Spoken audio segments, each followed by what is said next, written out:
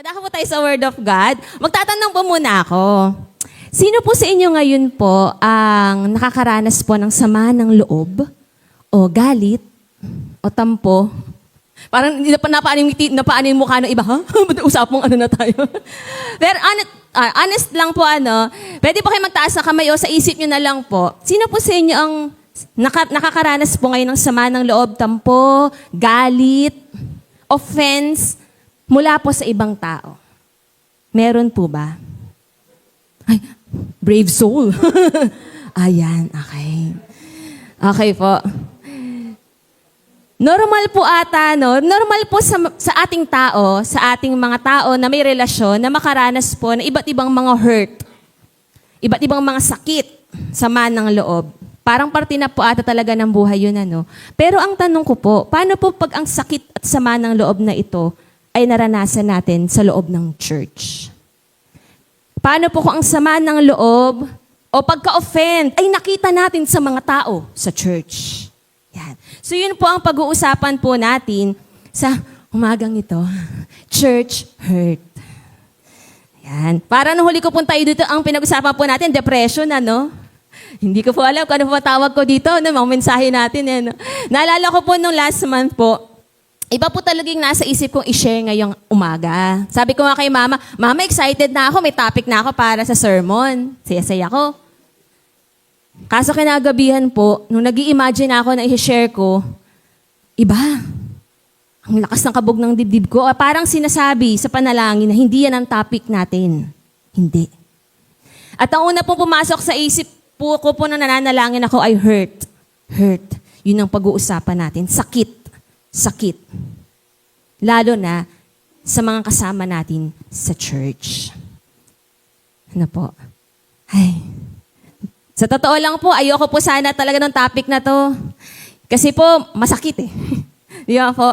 Kung hindi pa po kayo nakakaranas ng church hurt, ibig sabihin hindi nyo pa po naranasan na may nakita kayo hindi maganda sa church, hindi nyo pa po naranasan may makasamaan ng loob sa church. Yung matututunan po natin ngayon mula sa salita ni Lord, pwede po nating apply sa anumang uri ng relasyon na meron tayo. Kasi for sure po, naranasan nyo po ang ma-hurt o maka-hurt po sa pamilya, sa kaklase, sa mga kaibigan.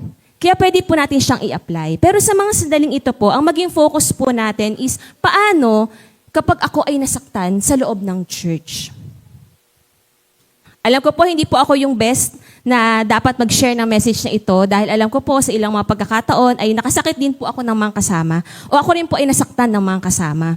Pero sa umagang ito po, ang pag-focusan po natin ay hindi po yung mensahero, hindi rin po yung isa't isa, kundi ang pag-focusan po natin, ano ba yung puso ng Panginoon para sa kanyang church kapag ito ay nasasaktan. Kapag ako po o kayo po ay nakaranas ng offense, ng sama ng loob sa mga kasama natin sa church o sa mga nagsasabing sila ay Kristiyano, ano po yung gustong sabihin ng Panginoong Jesus? Yun po sana yung maging focus po natin. At bigyan ko lang po kayo ng overview dahil dalawang part po ito. Yan, ngayong araw po, atin pong silipin, ano nga ba ang church hurt? Ano-ano ang mga kadalasang sanhi nito? At bakit ganun? Church na nga ito. Pero ba't nakakaranas pa rin tayo ng hurt dito? At ganun din po, ano po yung heart ni Jesus Christ? O ano yung gusto niyang makita sa kanyang church kahit ito ay may mga nararanasang sakit? At next Sunday po, mas practical tayo, paano tayo maaring gumaling mula sa church hurt? O sa anumang uri ng emotional hurt mula sa ibang tao. So, ngayon po, syempre, magbigay lang po tayo ng, yan. Unahin po natin, ano ba ang church hurt? Pakibasa po natin ng sabay-sabay. 1, 2, 3.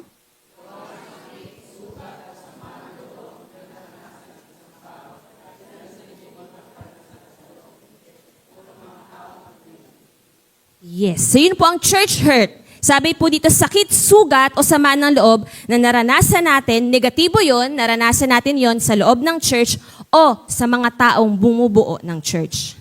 Hindi po natin sinabi na yung church ang nanakit sa atin. Hindi po ha. Ang nakasakit po sa atin, maaari ay yung nasa loob ng church, yung bahagi ng church, pero yung hindi, yung buong church. Okay po? So yun po ang church hurt. Okay? So syempre po, warning lang po, this might hurt us. Yan. Baka yung mga matrigger na sama ng loob at iba pa. Okay po? Pero ang panalangin po natin, kaya nga po Word of God eh. Kasi ang panalangin po at pag-asa natin, habang pinag-uusapan natin ito, kahit medyo realistic ito, totoo ito, kahit parang masakit ito, kasi guilty tayo rito, nasaktan o nakasakit, ang panalangin po natin, God's Word will heal us. Yun po ang panalangin po natin. Na anuman pong Word of God ang ilalatag natin sa harapan, maging willing po yung puso natin magpagamot para po tayo gumaling mula po sa mga church hurt. Yun po ang pagpukusan natin. Huwag po ako ha, alam ko pong ang dami akong kapalpakan sa life, lalo na sa past, pero ang tignan po natin is yung Word of God po. Yung sinasabi po ng Panginoon kapag tayo ay nasasaktan dahil sa ibang tao. Dahil sabi nga po sa kanyang salita, 2 Timothy 3:16-17, pakibasa po ng lahat ng mga babae, 1, 2, 3.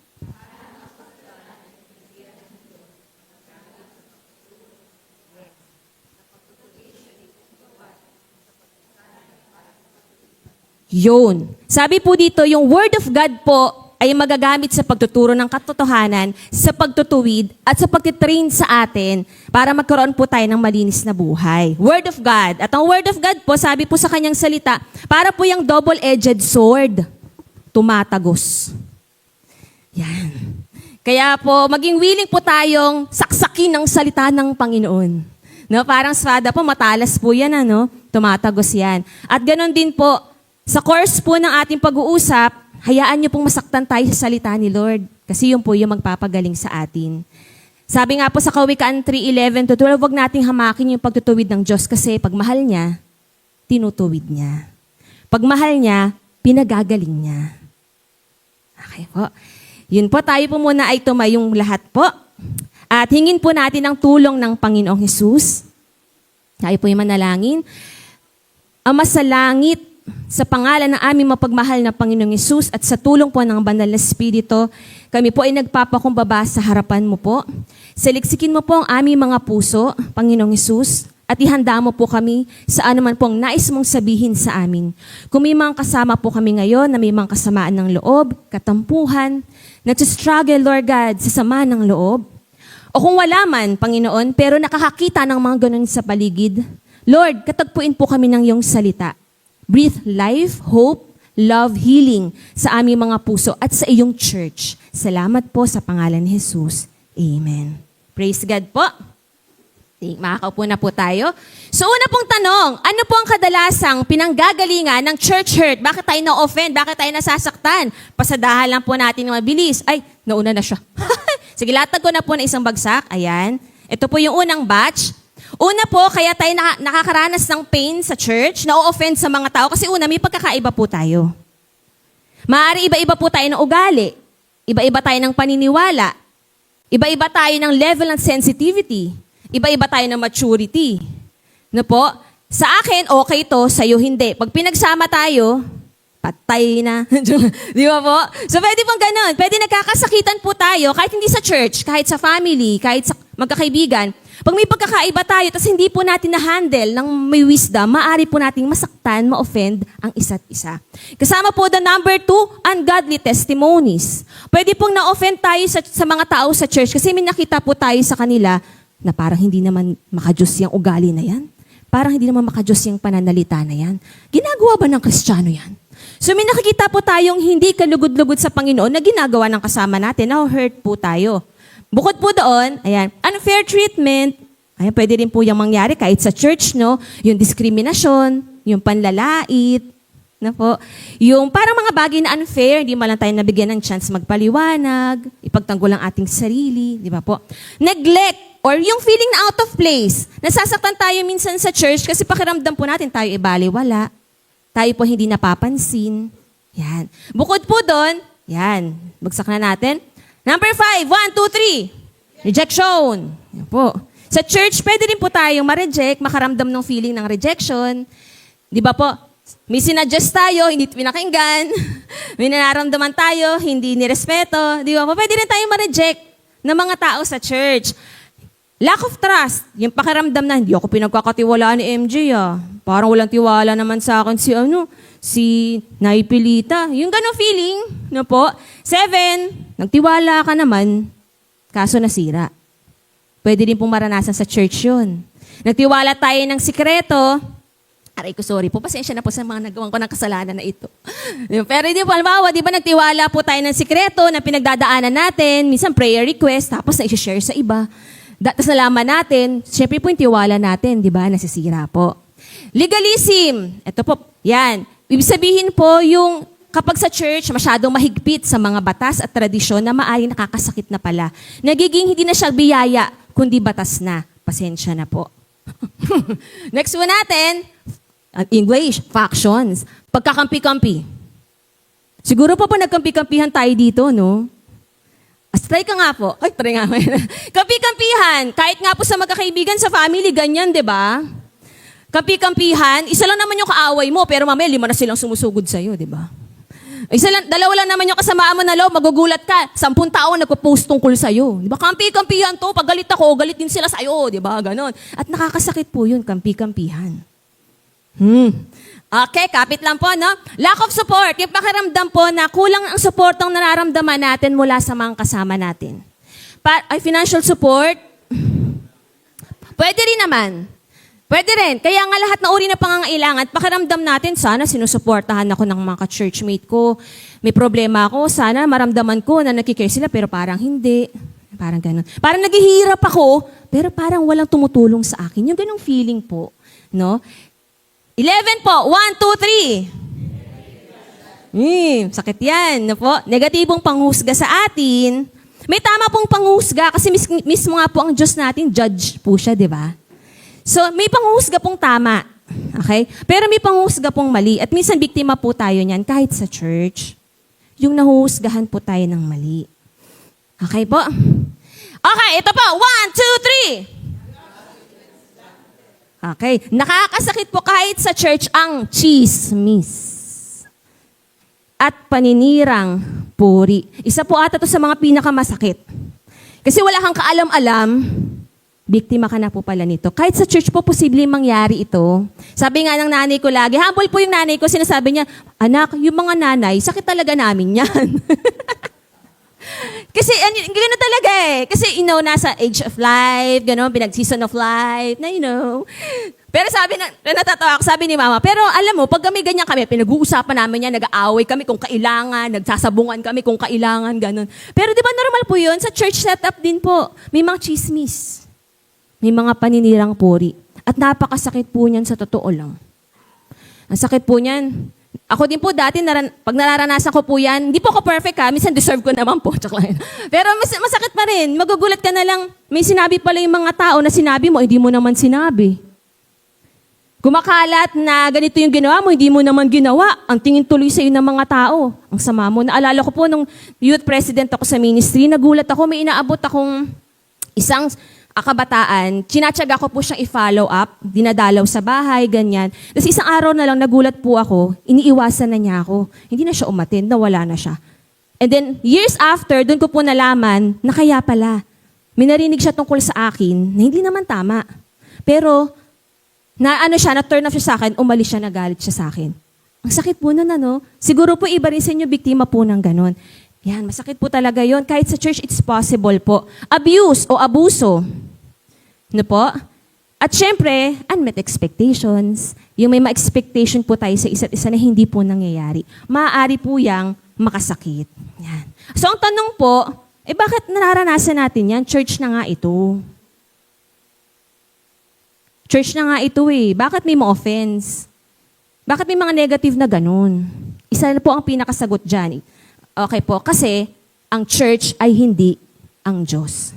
Kaya, 1, 2, 3? Yes. Tandaan po natin yan. Kaya po may church hurt, kaya po nasasaktan tayo sa church, sa mga kasama natin sa church, kasi ito po yung realidad. Ang church po ay hindi ang Diyos. Diyos lang po ang perfect. Pero ang church, na binubuo ng mga tao, na makasalanan at mahihina ay hindi po perpekto.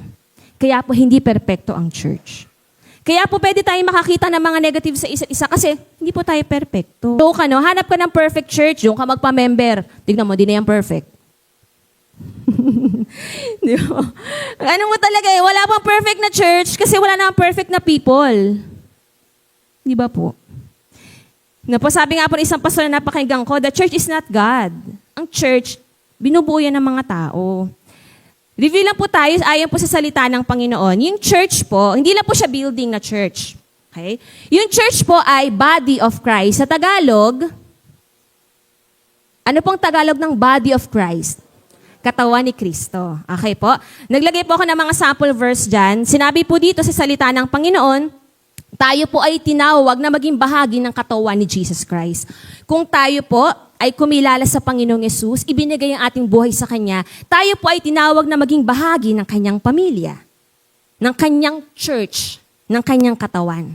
Iisang katawan, binubuo ng iba't ibang bahagi. At sa katawan na to, sino pong ulo? Si Jesus Christ. Okay po, si Jesus Christ po ang head ng Kanyang church. Hindi po si Pastor Ronald, hindi po kami. Ang head po ng church natin at lahat ng mga Christian churches sa earth ay walang iba kung hindi si Jesus Christ. Yun nga lang po, sorry Jesus parang di ko umalas ba si Lord?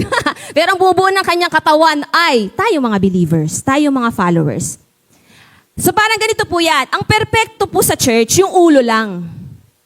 Hindi yung katawan. Ulo lang. Si Jesus Christ lang yung perfect sa church. Pag sa Kanya katumingin, ay perfect ang church. Pero kasi ang church binubuo ng mga tao na sumusunod kay Jesus Christ. At ang mga tao, alam po natin, flawed, broken, mahihinang mga tao. Tayo po, sa biyaya ni Lord, ang bumubuo ng church. Doon nga po tayo ma-amaze sa biyaya Kasi isipin niyo po perfect yung ulo, pero naging payag siya na yung bumuo ng Kanyang katawan, mga makasalanan. Grace po ni Lord, no? Pero yan po yung reality. Kaya po may hurt sa church, may offense sa church. Kasi po, tayong bumubuo ng church ay hindi perpekto. Sa halip, tayo po ay nasa proseso ng pagbabago. Basahin po natin ng sabay-sabay. 2 Corinthians 3:18, 1, 2, 3.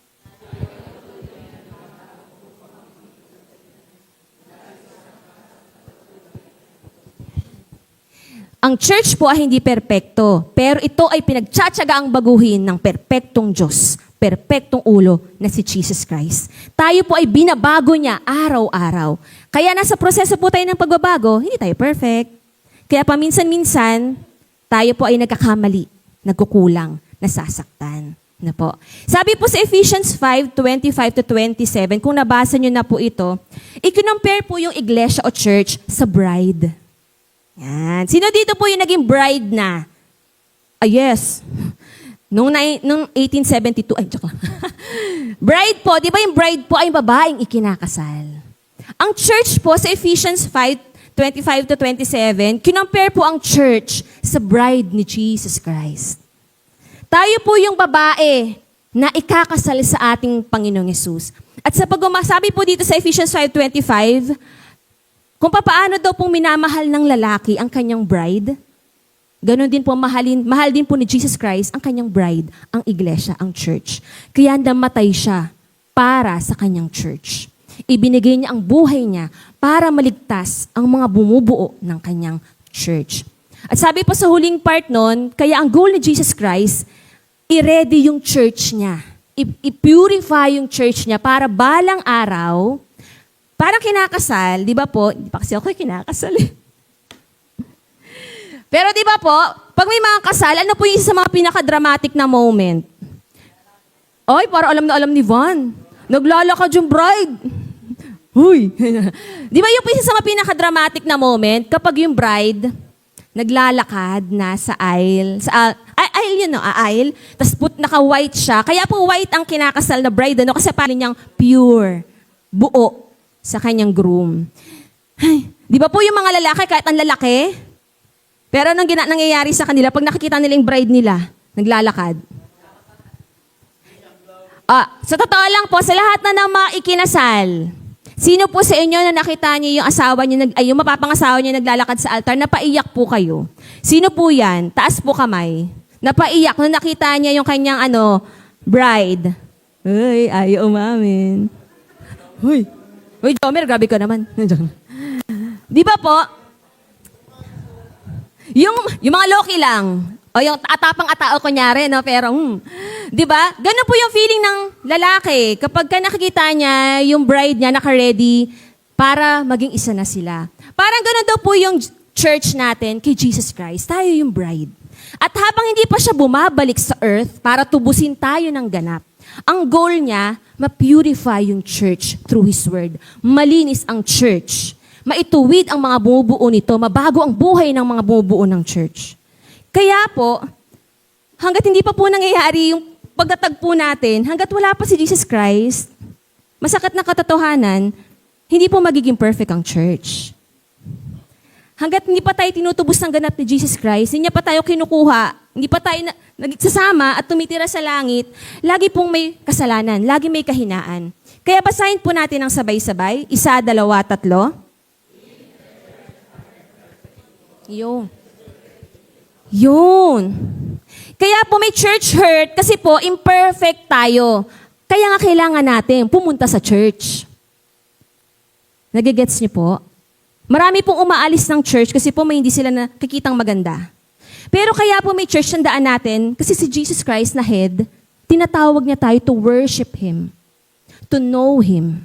At mula sa proseso po na yon, magkaroon tayo ng bagong buhay. Kaya po kung naghahanap po tayo ng perfect church, kung saan hindi tayo makakaranas ng hurt, wala pong ganyan. Pero ang makikita po natin sa planetang ito ay mga taong makasalanan, tinanggap ng Panginoon maging part ng kanyang katawan, at patuloy na binabago, nililinis ng kanyang biyaya. Yan po tayo.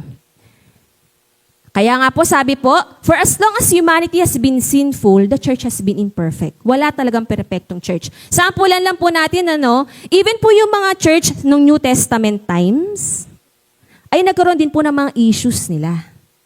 Halimbawa lang po, bigay ko lang po yung summary kasi hindi naman po ito yung topic natin. Pero halimbawa po yung church sa Corinth, kaya po may 1 and 2 Corinthians. Di ba mga letters po yan sa New Testament? Mga sinulat po yan ng mga alagad lalo na ni Paul, para sa mga church. At sabi po dito, ilan sa mga issues po sa church ng Corinth ay ito po, division, sexual immorality, maling gamit ng mga kaloob, abuse ng Christian freedom, may disorder sa worship. Po? Yung pong church po sa Galatians, kaya may Galatians na book. Po? May issue po sila ng legalism, ng false gospel. May lack of unity po sila. Church po ng Efeso, o Ephesians, sila po may mga issue sila sa spiritual warfare at saka po sa unity. Po? Sabi po ni Paul dito, kayo ang tatandaan niyo na pero pare pa rin kayong mga bata. Kulang pa sa maturity. Sa church po ng Filipos, may issue po sila, persecution, internal conflict.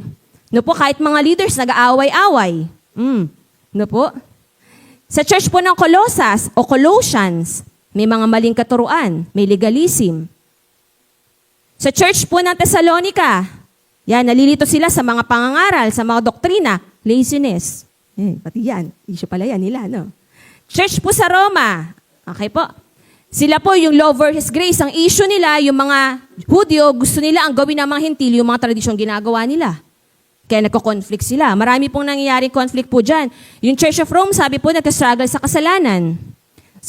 Yung battle between flesh and spirit ng Panginoon at maling gamit ng biyaya. So dito po natin makakita, silip lang po, noon pa man, na nabuo ang mga church. Noon pa man, hindi na po perfect ang church. Po? Kaya po, hindi po tayo makakaranas ng isang pamilya ng Diyos na perfect at walang hurt. Yan.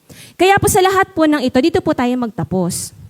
Sa gitna ng mga church hurt, sa gitna ng mga offense sa isa't isa, ano po yung church heart na tinatawag?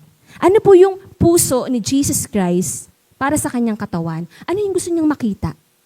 Ano yung gusto niyang magkaroon tayo kahit tayo ay nasasaktan? Okay? Unahin po natin, pakibasa po ng mga babae, 1, 2, 3. Sa Tagalog po, mapagpok ang babang puso. Totoo po, di ba? Marami po nag-aaway kasi po mataas po ang pride. Pero marami po ang nare-resolba kapag po may isa nang nagpakumbaba. Yung una nag-sorry. Yung unang lumapit, kahit minsan di naman siya yung may kasalanan. Pero humble siya. Siya yung lumapit. Hinarap niya ang gera. Di ba? Sa panahon po ngayon, actually sa lahat naman ng panahon, ano po, talo po tayo pag walang nag-humble down. Ano po? Pero panalo tayo kapag may mga mapagpakumbaba. Ano? Para po maiwasan po o gumaling mula sa isang church hurt, kailangan po natin na mapagpakumbabang puso. Na parang sinasabi po ng Panginoon sa atin, anak, magpakumbaba ka na.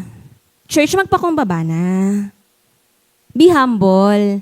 Sabi po sa kanyang salita, pakibasa po ng mga lalaki, 1, 2, 3.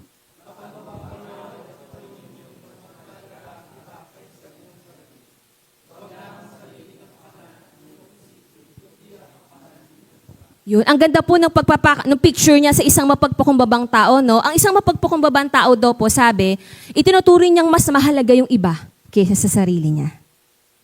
Ang pagpapakumbaba, iniisip mo rin yung nararamdaman niya, hindi lang yung sa iyo. Ang ganda po ng ganong humility. Ay, ang ganda po pag ang church may mga ganyan po. Yung sobrang humble and selfless. Kahit hindi sa church, kahit sa family, sa friendship, panalo tayo pag may mga humble tayong kasama. Kasi sila, kahit nasasaktan po sila, mas iniisip po nila yung nararamdaman ng iba. Wow, ganda nun. Mga babae, pakibasa po, 1, 2, 3.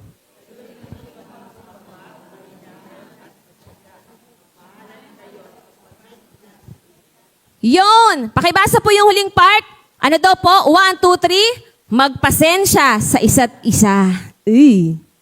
Kahit hindi po to sa church lang ha, kahit sa family po to, sa magkakaibigan, magkakaklase ha.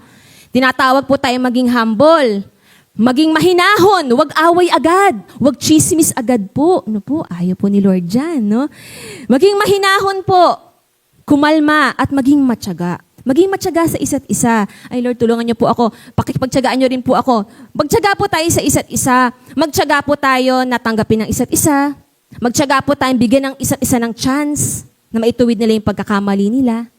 Ano po? Minsan po may mga willing naman pong magpakumbaba, hindi lang nabibigyan ng chance.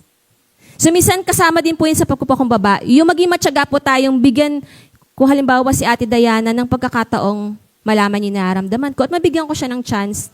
Baka naman may gusto rin siyang sabihin o pwede siyang may magawa para pareho kami mag-heal. Minsan po kasi yun lang ang kulang sa church at sa mga relasyon. Yung mag-humble down po tayo at magiging matyagang magharap ng may pagmamahal at pag-usapan kung ano ang problema. Sabi po dito, maging matyaga at mapagpasensya sa isa't isa. Maging humble po. Kasi po, di ba, pag tayo po ay nasasaktan, ang tendency po natin, ang focus ay yung nararamdaman ko. Ang focus yung galit ko. Ang focus yung nagawa niyang masama sa akin. Ang humility po sinasabi, emosyon, bumaba ka. Si Jesus ang dapat nasa trono. Ganun po ang humility. It's not about us. Hindi ito tungkol sa sakit na naramdaman natin. Ito ay tungkol sa pagmamahal ng Panginoong Yesus. Humility po ang tawag doon. Yung hindi na tayo nakafocus sa sama ng loob natin, kailangan maramdaman nyo yun. Kung paano nyo ko nasaktan, hindi na po ganun ang humility. Ang humility po sinasabi, nasaktan ako. Pero Lord, nilalatag ko to sa harapan mo. Ayoko tong maghari sa akin. Bababa na ako. Sa'yo na yan. Yun na po ang humility. At kailangan po sa church ang ganung uri ng puso. Oh Lord, bigyan mo po kami ng ganong puso. Pangalawa po, mas hirap to. 1, 2, 3, go! Madali po bang magpatawad? Grabe Kuya Mel hindi! Ay, naku kung madali po sa inyo magpatawad, mapapa, sana all ka na lang. Mahirap po magpatawad. Di ba po? Mahirap po magpatawad. Lalo na po, ito po valid yung narinig ko, no? Mahirap makamove on, mahirap makapagpatawad, lalo na kung hindi naman na-address yung sakit na naramdaman mo. Totoo po yun, pasensya na po kayo. Totoo po yun, mahirap magpatawad. Kapag hindi humingi ng tawad yung tao. Pag hindi niya alam na nasaktan ka pala niya, hirap magpatawad. Kung magsasorry man, hirap din po magpatawad. Di ba po, mahirap magpatawad. Hirap. Tama, di ba po, mahirap magpatawad. Ay, hindi ate, sana all. Mahirap po magpatawad, kaya po pag nagawa natin, wow. Ang natural pong reaksyon sa sakit ay magalit. Pero ang supernatural na tugon sa sakit ay magpatawad. Pag sinabi pong supernatural, yung kasama na si God. yung miracle, yung power ni Jesus Christ. Kasi kung tayo lang, ang tugon natin sa sakit, galit, sama ng loob. Pero kung tayo pinaghaharian ni Jesus Christ, ang tugon natin, pagpapatawad. Ang inspirasyon po natin, ayan, sabi nga po sa atin sa church at sa iyo, 1, 2, 3, mga anak, patawarin ninyo ang isa't isa. Gamitan po natin ang salita ni Lord kasi kailangan po natin yan. Okay? Pakibasa po ng mga nasaktan, nagpatawad, at mas nakalaya. Okay? 1, 2, 3, go!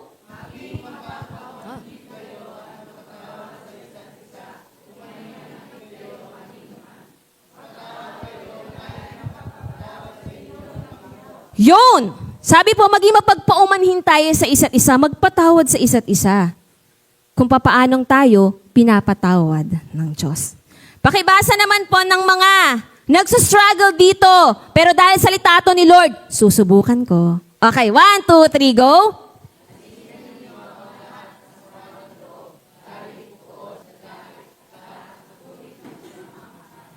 Yun! Alisin na daw po ang alin? Ay, sabay-sabay po tayo. Iparinig po natin kay Satan na dinedeclare natin na kakakayanin natin to sa biyaya ni Lord. Alisin na daw po ang alin?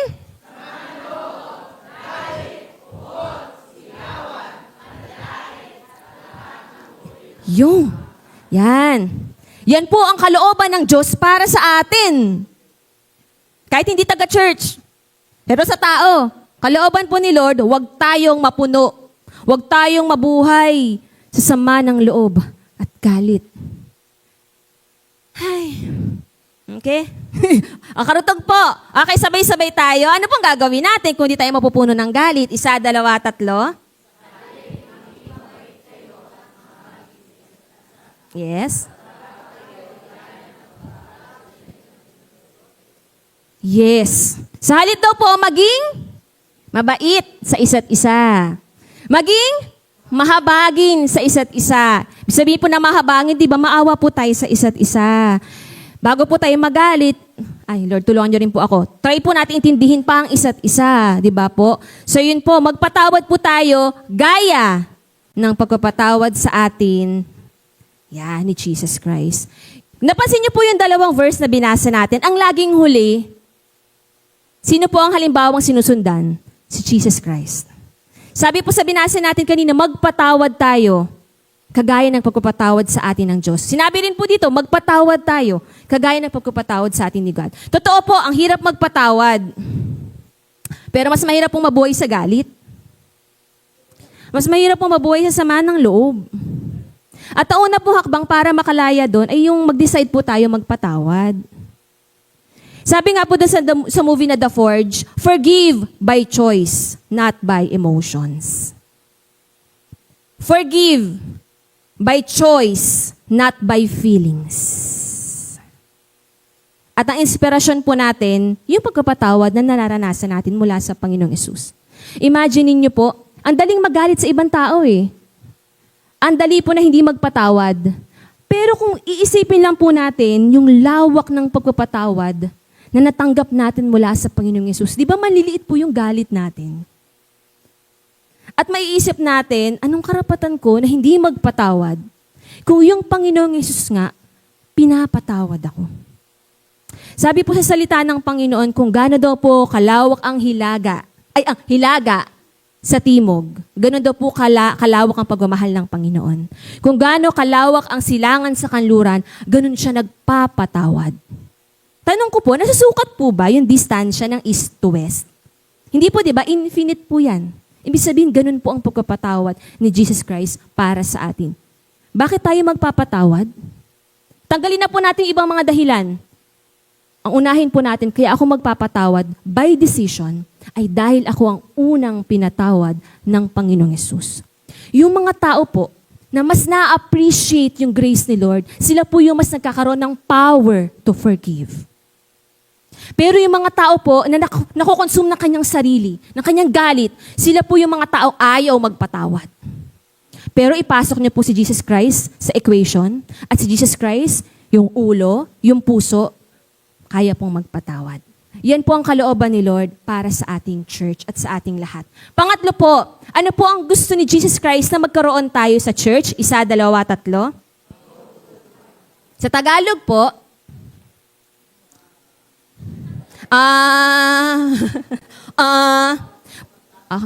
okay. Wala naman po eksakto talaga na 3 word din, ano? Sige, Cheska, kaya mo. Di ba po? Pusong, sige, pusong umaasa, pusong may pag-asa, pusong puno ng pag-asa. Sige, wag natin gamitin yung pusong umaasa kasi baka iba po yung inaasahan ninyo. Di ba? Sige, pusong puno ng pag-asa. Na parang sinasabi sa atin ni Jesus Christ, 1, 2, 3.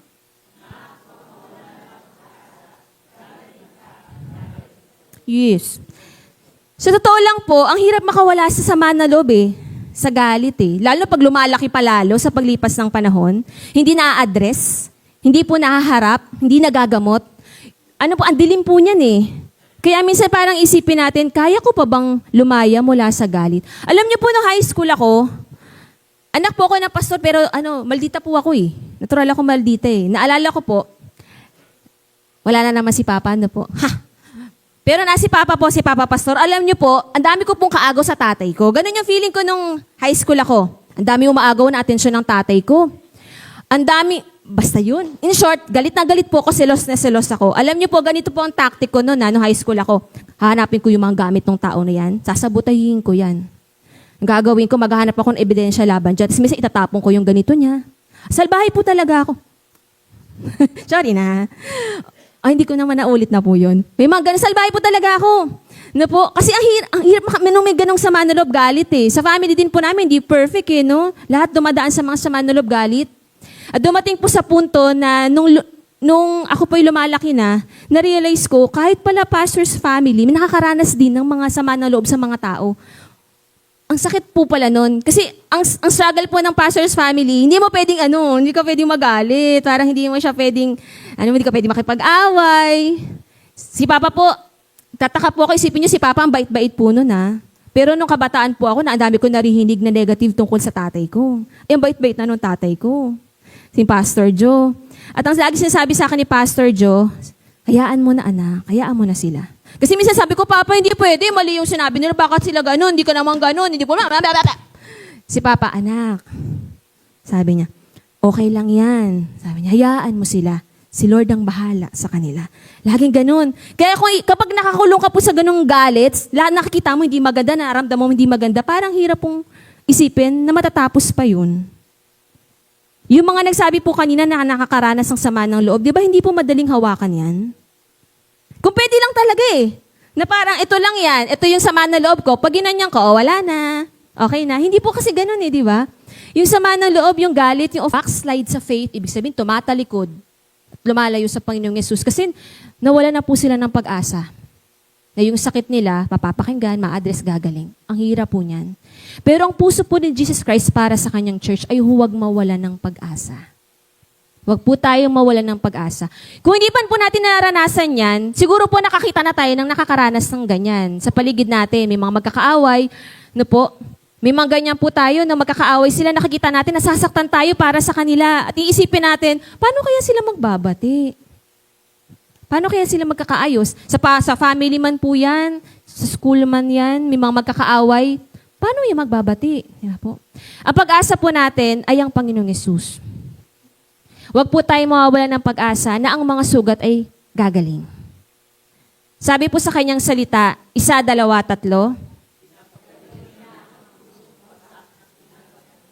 3. Pwede po bang pakibasa po ng mga nasaktan mula sa ibang tao? 1, 2, 3. Pinapagaling niya ang mga pusong wasak at ginagamot ang kanilang mga sugat.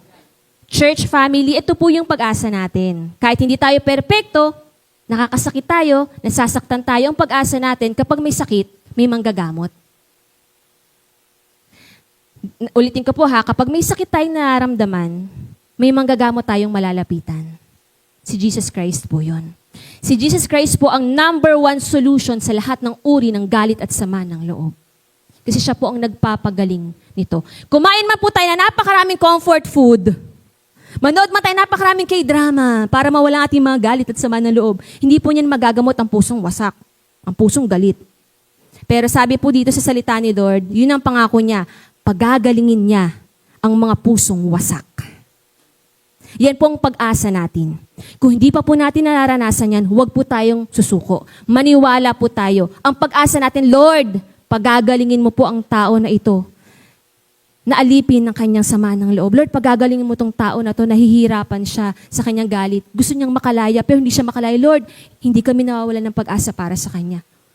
O sa sarili po natin, Lord, hindi ako mawawalan ng pag-asa. Galit ako ngayon. Masakit. Sama ng loob ko, Lord, alam mo to.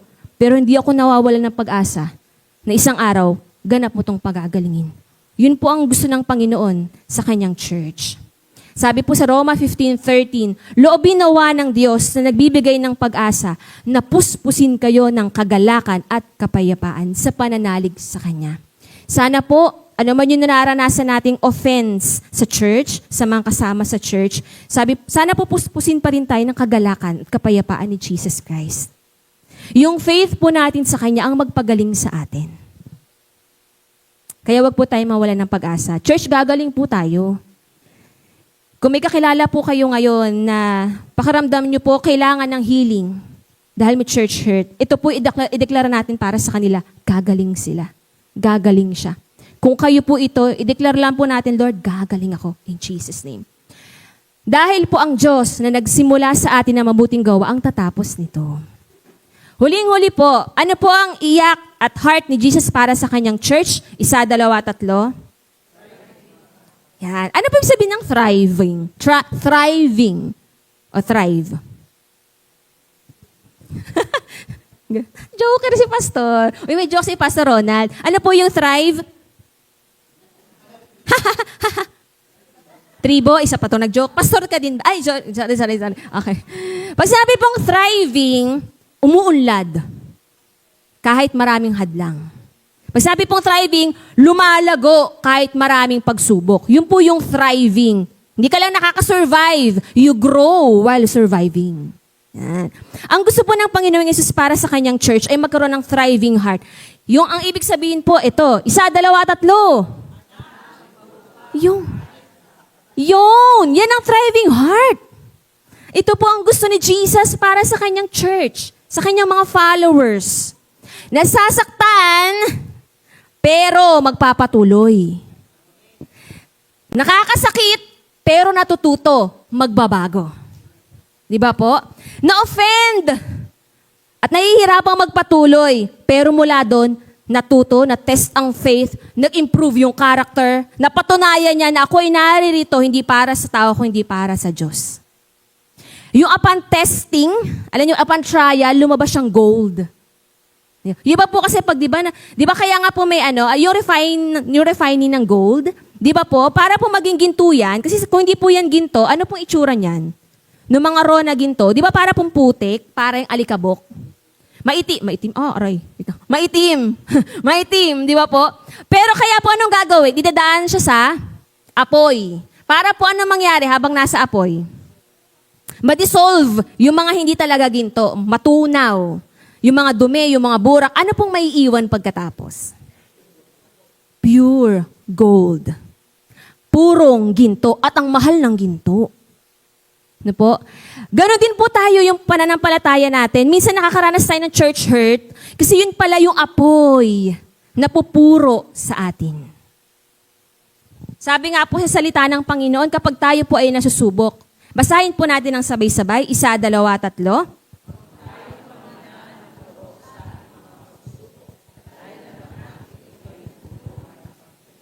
Yun.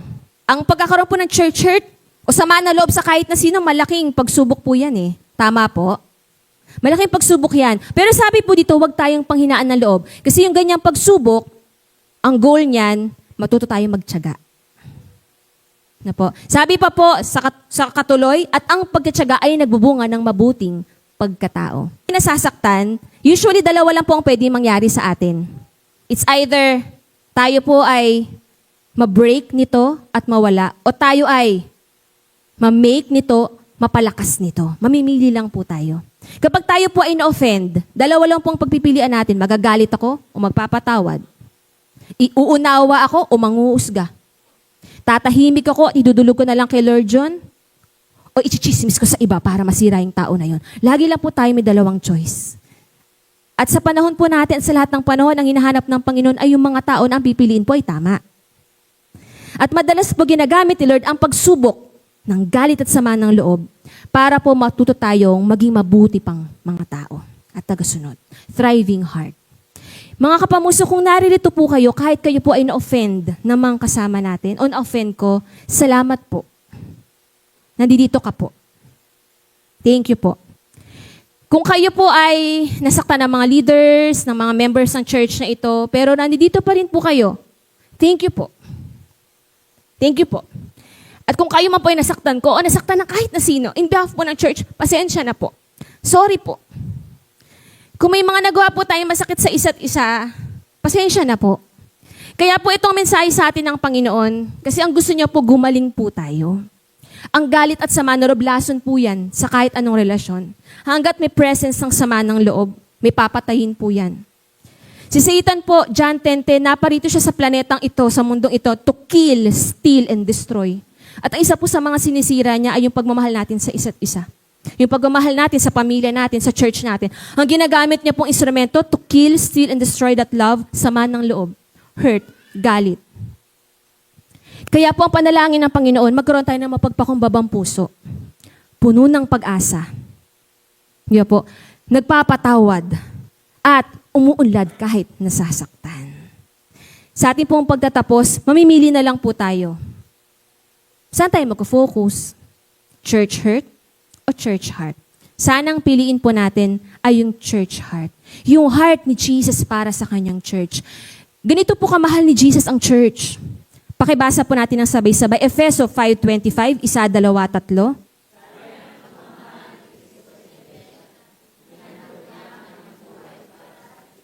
Diba? Grabe yung love niya sa church. Sobrang mahal po ni Lord ang mga church niya. Namatay siya para rito. Kaya isipin niyo po yung anong sakit ni Jesus Christ kapag nakita niya na yung church niya, sila nagpapatayan. Sila nagkakasakitan. Sila nagsisiraan. Isipin niyo po yung mararamdaman ni Jesus Christ. Kung siya namatay siya para sa kanyang church, para sa kanyang mga anak, dapat patayin na rin po natin yung galit natin laban sa isa't isa. Kasi ganun niya po kamahal ang church. Gusto niyang mag-heal ang church. Namatay siya para rito. Pero alam niyo po, ang mas mahalaga, hindi naman talaga yung church, hindi yung samahan. Ang mas mahalaga po, yung mag-heal yung puso po natin. Your heart. Ang church po, tahanan ito ng Diyos. Narito ang kanyang presensya. Pero before this church being the home of God, ang una niya pong tahanan yung mga puso natin. Tumitira po siya sa ating mga puso. At huwag po nating payagan na ang tirahan niya, ang puso natin, ay mapuno ng galit at sama ng loob laban sa kanino paman. Ayaw niya pong mabuhay tayo sa dilim ng mga galit. Sige po. Sabi po sa John 12 verse 46, 1, 2, 3.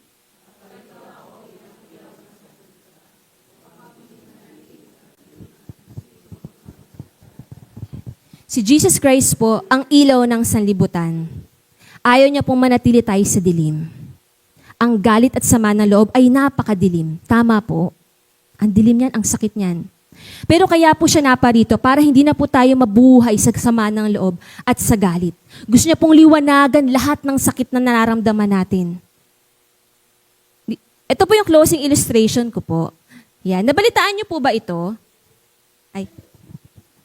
Dear? Palabas naman ako no. Hindi. Hindi. Wait lang. Wala no. Okay. Check na lang dear yung sa slides, please. Okay? Thank you. Okay, sige po. Ayoko no. Na-hurt ako. Joke lang. Okay po. Naalala nyo, hindi ko po alam kung familiar po kayo dito, pero may nag-trend po nung last 2 weeks po na anglerfish. Ayan, sige, nakita nyo na eh. Ito po yung anglerfish. Pwede pa-control ako. Ayan. Yan po yung anglerfish. Ayan. So ito po ay tinatawag na sea monster. Yung ganito pong hayop ay nabubuhay lang po sa pinakailalim ng dagat, kung saan walang liwanag. Okay? Kaya po naging ganyan po yung itsura nila, sabi ng mga scientists, ano? Kaya sila naging ganyan kapangit, kasi kinailangan nila maging ganyan para makasurvive sa ilalim ng karagatan. Okay? Kaya naging ganyan sila kapangit, yung balat nila, yung ngipin nila. Ganyan sila kasi yun lang para daw po makasurvive sila nang walang sunlight, na walang liwanag, at puno ng pressure. Kasi sa ilalim po ng tubig ay napakatindi ng pressure. Yan po. So yan po yung angler fish po. Ayan. At yung mga angler fish po, ang tanging source po nila ng light ay yung nasa ganito po nila. Ito po yung halimbawa ng female humpback angler fish. Sabi po ng mga pag-aaral, kaya sila nakabuo ng ganyan over time, kasi yan po yung paraan nila para makakain sa ilalim ng dagat. Yan po yung trap nila. Para yung mga sea creatures sa ilalim, ma-attract ng liwanag, tas kakainin nila.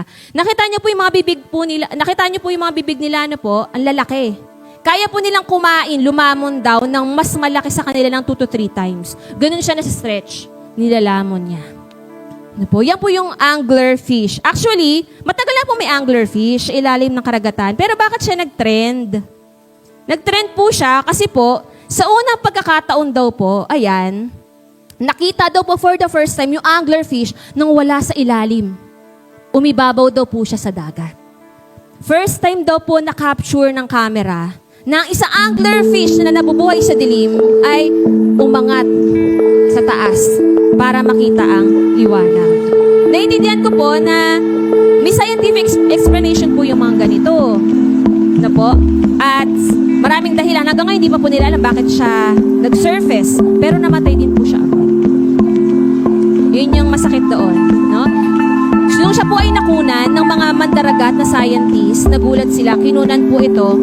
Pero sabi po doon, ilang sandali lang po namatay din siya agad. Pero bakit siya nag-trend? Yung mga Gen Z natin, yung mga nasa social media, naging emosyonal. At naramdaman daw nila, yung naramdaman ng fish. Ang sasabi ng marami, kawawa naman yung fish, buong buhay niya, nabuhay siya sa dilim. At nung ando doon na siya, nakita niya na yung liwanag, bigla siyang namatay. Kaya yung pangit na isdang ito, nagkaroon ng nakaka-touch na kwento. Panoorin po natin yung pong video na aktual nakuha po ng mga scientists sa anglerfish na ito.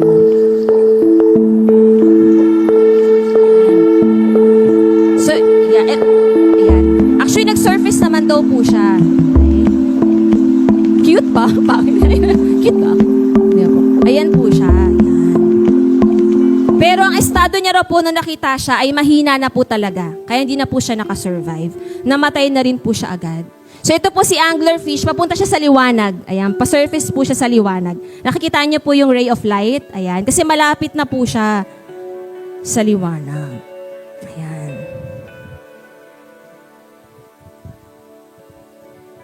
So yung mga netizens po natin, gumawa ng mga kwento. Alam niyo naman, asyomera. Ayan.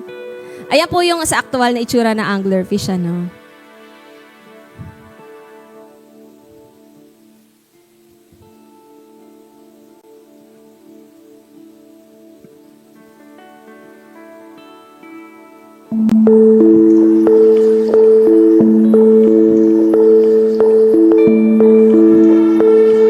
So yan po ang journey ng isang anglerfish na buong buhay niya ay nabuhay sa dilim.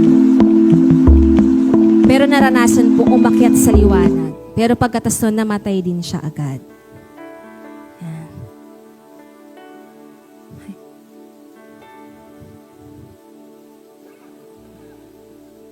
Okay na, dear? Thank you. So may mga kanya-kanya kwento ang mga tao. Mapag-assume tayo, mapagawa ng kwento. So ginawa nila ang kwento anglerfish na ito at nalungkot ang marami para sa anglerfish na ito. Na para kasing sayang kung sana noon pa niya nakita yung liwanag, sana na-enjoy niya yung beauty ng light. Pero huli na ang lahat. Yun po yung kwento na anglerfish na ito. Next natin. Yung anglerfish po na to, para ganito po yung puso natin para sa isa't isa. Parang ganito po yung love natin para sa isa't isa. Tinatago natin sa dilim ng galit at sama ng loob. Yung anglerfish, kaya po siya naging ganito kapangit. Kasi yun yung way niya to survive. At minsan po yung mga sama ng loob natin sa mga tao, masyado nating ibinabaon sa ilalim ng dilim ng galit at kawalan ng pagpapatawad. Pumapangit tuloy yung pagmamahal. Pumapangit tuloy yung relasyon. Pero ang sabi po diba dito, yung anglerfish, sana matagal niya na nakita yung liwanag. Mga kapamuso, kami church hurt tayo na nakabaon sa ilalim ng ating mga puso, napapaligiran ng dilim ng galit at samaan ng loob. Baka sinasabi po sa'yo ni Lord, it's time. Pakawalan mo na yung anglerfish mo. Pakawalan mo na yan, i-let go mo na siya para yung liwanag makita niya. Matuto tayong gumaling at magpatawad. Tayo pong lahat ay tumayo, mga kapamuso.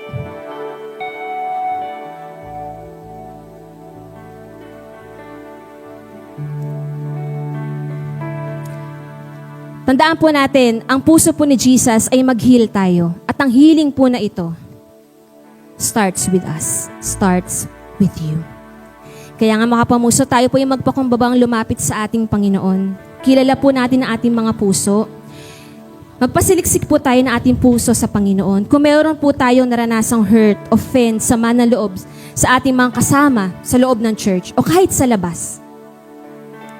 Tayo po ay tinatawag ng Panginoong Yesus, isuko ito sa Panginoon ngayon upang magkaroon tayo ng mapagpatawad na puso. Sa mga kasama po na wala pong ganitong pinagdadaanan, pwede po ba ipanalangin natin yung mga kasama natin na nakakaranas nito? Pag-pray natin, makalaya sila doon. Tayo po ay manalangin. Panginoong Yesus, kami po ay lumalapit sa iyo. Nagpapasalamat dahil sa pagmamahal mo po sa iyong church, namatay ka po para rito. Nagpapasalamat po kami dahil ang church na ito, kahit hindi perpekto, namatay ka para rito, Panginoon. Namatay ka para sa akin. Namatay ka para sa amin. Kaya nga, Panginoon Jesus, patawarin mo po ako. Patawarin mo po kami. Kung kami po ay naging dahilan parang mga kasama namin ay masaktan, magalit, ma-offend. Tulungan niyo po kami magkaroon ng mapagpakumbabang puso na humingi ng tawad sa kanila. At sana sila palayain din po kami at patawarin. Panginoong Yesus, kung kami man po ay nasaktan, kami yung naging biktima ng ganitong damdamin, Panginoong Yesus, pagalingin mo po kami.